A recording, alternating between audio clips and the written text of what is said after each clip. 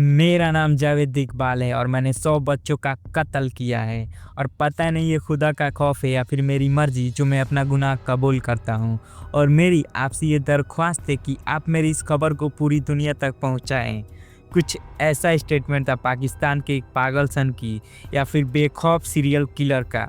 और बाकायदा उस सनकी ने एक डायरी में लिखकर अपना पता और उन बच्चों का फोटो भी भेजा था जिन जिन बच्चों को उसने मारा था। लेकिन उस डायरी के पन्ने जितने खाली दिख रहे थे उससे ज़्यादा तो उन बच्चों के खून के निशान उस पन्ने पे छपे थे। अब जंग न्यूज़पेपर के एडिटर अपने एक क्राइम रिपोर्टर को उस लोकेशन पे भेजते हैं जिनका नाम था जमील चिश्ती। अब जैसे ही जमील चिश्ती वहाँ पे पहुँचता है वैसे ही उसको सैकड़ों चप्पल जूते और खिलौने दिखाई देते हैं। अब जमील चिश्ती इससे पहले कि कुछ सोच पाता वो अचानक से एक कंटेनर से टकरा जाता है जिस कंटेनर में रखा था सैकड़ों स्केलेटन यानी उन बच्चों की हड्डियाँ। ये सब चीज़ें देखते ही जमील चिश्ती डर जाता है और पुलिस को कॉल कर देता है। लेकिन सवाल ये है कि क्या जिस जिस चीज़ों का जिक्र जावेद ने किया था वो सब सच था? अगर हाँ तो फिर कौन था ये जावेद इकबाल जो सिर्फ बच्चों को ही टारगेट करता था और वो भी ऐसे बच्चे जिनको ये जानता तक नहीं। Now welcome to the show the dark story episode 1। जून 1961 में एक लड़के का जन्म होता है जिसका नाम था जावेद इकबाल। जावेद अपने 7 भाइयों में से छठे नंबर पर था और इसके फादर जो थे मोहम्मद अली मुगल वो उस टाइम के एक नामी बिजनेसमैन थे। लेकिन जावेद जैसा दिखता था वैसा वो था नहीं। मतलब जावेद को उसके ही जैसे सेम जेंडर के बच्चे पसंद थे और वो भी जो 6 से लेकर 18 साल के बीच वाले थे। और शायद इसीलिए ये अपने फादर के फैक्ट्री में सिर्फ बच्चों को ही काम पे रखता था, वो भी जो माइनर होते थे। साल 98 में जावेद अपना खुद का स्टील का बिजनेस स्टार्ट करता है और जो बच्चे इसके फादर के फैक्ट्री में पहले काम करते थे अब उन सब को वो अपने फैक्ट्री में लेकर आता है और वहाँ पे काम करने के लिए बोलता है। यहाँ तक तो सब ठीक था। अब जो आगे होने वाला है उसको ज़रा ध्यान से सुनिएगा। साल 1989 में एक 16 साल का लड़का इकरा हुसैन दौड़कर अपने फादर के पास पहुंचता है और बोलता है कि आपने मुझे जहाँ पे काम करने के लिए भेजा था वहाँ का मालिक मुझे ये सब चीज़ें करने के लिए बोल रहा है और उसके बदले मुझे बहुत सारे पैसे भी दे रहा है। अब ये बातें जैसे ही लीक हुई और उसके वाइफ के पास पहुंची वैसे ही उसने जावेद को डिवोर्स दे दिया। इतना सब होने के बाद भी जावेद में कुछ नहीं बदला। उसके ठीक 1 महीने बाद ही मुखिया के बेटे ने ये सेम एलिगेशन उस पर लगाया था और इस चीज़ को पूरे पंचायत में उठाई गई थी। और यहाँ पे जावेद ने अपनी गलती मानकर सबसे माफ़ी भी मांगी थी और स्टम्प पेपर पे ये खुद लिख कर दिया था कि अब वो ऐसा दोबारा नहीं करेगा। अब आती है साल 1997। जावेद इकबाल बॉडी मसाज के लिए 2 लड़कों को अपने रूम पे बुलाता है। जैसे ही ये दोनों लड़के उसके रूम में पहुंचते हैं तो फिर से जावेद इकबाल उसी चीज़ को रिपीट करने लगता है। इसके लिए उसने कई बार माफ़ी भी मांगी थी। अब जब जावेद इकबाल नहीं मानता है तो गुस्से में वो दोनों लड़के उसके रूम में से ही एक गन उठाकर उस पर फायरिंग करके भाग जाते हैं। और जैसे ही फायरिंग की आवाज़ आती है पूरे मोहल्ले वाले इकट्ठा हो जाते हैं और जावेद को इस हाल में तड़पता देख उसको हॉस्पिटल में पहुंचा देते हैं। अब जैसे ही जावेद ठीक होने लगता है वैसे ही पुलिस उसको उठाकर जेल में डाल देती है। पुलिस इससे खूब पूछताछ करती है, खूब टॉर्चर करती है। इधर जावेद की माँ 100 दिनों तक अपने बेटे की राह देखते रहती है और अंत में उसकी मौत भी हो जाती है। लेकिन जावेद को ये लगता है कि उसकी मम्मी की मौत का कारण वो बच्चे ही थे जिसकी वजह से वो जेल में गया था।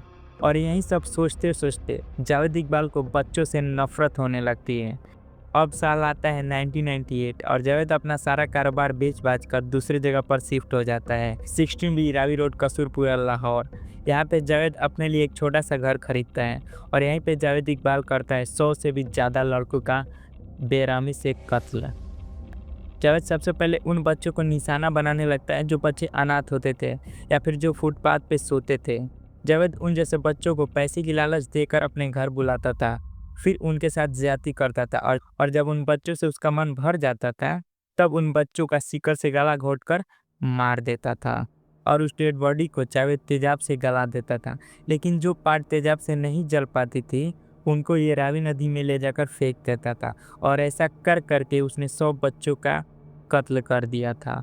जावेद जिन बच्चों का कत्ल करता था उनका ये फोटो खींचकर अपने दीवार पर लगा देता था और अपनी एक पर्सनल डायरी में इस चीज़ को नोट कर देता था। और जैसे ही इसका 100 बच्चों का टारगेट पूरा हो जाता है तो ये वहीं सेम डायरी लाहौर के एक पुलिस स्टेशन में भिजवाता है। पुलिस को जैसे ही ये डायरी मिलती है तो तुरंत डीएसपी को वहाँ पे भेज देती है 16B रावी रोड। जैसे पुलिस जावेद इकबाल के घर में इंटर करती है वैसे ही जावेद इकबाल पर्सनल गन निकालता है और खुद को शूट करने का नाटक करने लगता है। और ये सब चीज़ें देखने के बाद पुलिस को ये लगता है कि ज़रूर उनके साथ किसी ने मजाक किया है, क्योंकि उस टाइम पे जावेद इकबाल एकदम पागल की तरह दिख रहा था और इसीलिए पुलिस उस लेटर को एक मजाक मानकर फेंक देती है। 30 दिसंबर 1999 जावेद इकबाल उस डायरी की सेम कॉपी जंग न्यूज़पेपर के ऑफिस में भिजवाता है। उसके बाद क्या हुआ था इसको मैंने स्टार्टिंग में ही बताया था कि कैसे जंग न्यूज़पेपर के चीफ एडिटर ने वहाँ पे अपना एक रिपोर्टर भेजा था।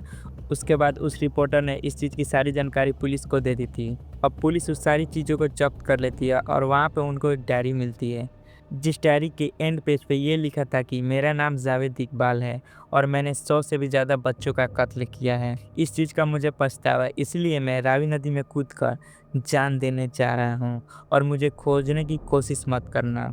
अब पुलिस इस चीज़ को पढ़ने के बाद रावी नदी के पास अपना पूरा फौज उतार देती है और नदी को ब्लॉक करवा देती है और 100 से भी ज़्यादा गोताखोरों को नदी में भेजकर ये पता करने लगती है कि कहीं सच में इसने सुसाइड तो नहीं कर लिया है। लेकिन इसका कुछ भी फ़ायदा नहीं होता है, क्योंकि वहाँ पे ना जावेद मिलता है ना उससे जुड़ी कोई भी ऐसी चीज़ कुछ नहीं मिलता वहाँ पे। 31 दिसंबर 1999 एक 36 से 37 साल का मास्क पहना हुआ शख्स जंग न्यूज़पेपर के ऑफिस में पहुँचता है और बोलता है कि जावेद इकबाल कौन है और कहाँ है मैं जानता हूँ, लेकिन मैं सिर्फ एक ही शर्त पर उसका पता बताऊँगा कि अगर आप ये वादा करें कि जावेद इकबाल को पुलिस नहीं बल्कि आर्मी अरेस्ट करेगी। तभी जंग न्यूज़पेपर के एडिटर ने पूछा कि ऐसा क्यों, तो उसने कहा कि पुलिस उसको किसी भी तरह एनकाउंटर में मार देगी जिससे उसकी कहानी पूरी दुनिया तक नहीं पहुंच पाएगी। अब फिर से चीफ एडिटर ने कहा कि चलो ठीक है, अब तो बताओ कौन है जावेद इकबाल और कहाँ है। इतना कहते ही उस शख्स ने अपना मास्क उतारा और लो यही था जावेद इकबाल। जावेद इकबाल को इस रूप में देखकर हर कोई दंग हो जाता है। अब जंग न्यूज़पेपर के चीफ एडिटर जावेद इकबाल को ये आश्वासन देते हैं कि उन्होंने आर्मी को कॉल कर दिया है और इंटरव्यू ख़त्म होने के बाद आर्मी उनको अरेस्ट कर लेगी। लेकिन ये सब झूठ था, किसी ने भी आर्मी को जावेद के बारे में नहीं बताया था, लेकिन हाँ पुलिस को ज़रूर बता दिया गया था, जिसकी वजह से पुलिस पूरे स्टूडियो को चारों तरफ से घेर लेती है।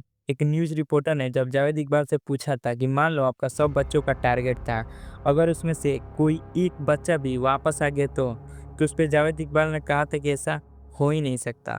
अगर मैं चाहता तो और बच्चे मेरे पास आज भी इतने पैसे थे कि मैं ये सिलसिला जारी रख सकता। पुलिस इंटरव्यू के बाद जावेद इकबाल को पकड़ लेती है, लेकिन जावेद इकबाल पुलिस इंक्वायरी में खुद को बेकसूर बताकर बचना चाहता है। पर जैसे ही पुलिस सख्ती करती है वैसे ही जावेद इकबाल अपना सारा गुनाह कबूल कर लेता है। जनवरी 2000 में ये केस अदालत में गई और अदालत ने कहा कि इस शख्स को उन बच्चों के माता पिता के सामने सीकर से इसका गला घोटा जाए और उसके बाद इसके बॉडी को तेजाब से नहलाकर इसका किस्सा ही ख़त्म कर दिया जाए। लेकिन ऐसी सज़ा देने की वजह से दुनिया भर से काफ़ी निगेटिविटी फेस करनी पड़ी थी और इसीलिए इस सज़ा को फांसी में कन्वर्ट कर दिया गया और जावेद इकबाल को लोकपट जेल में भेज दिया गया।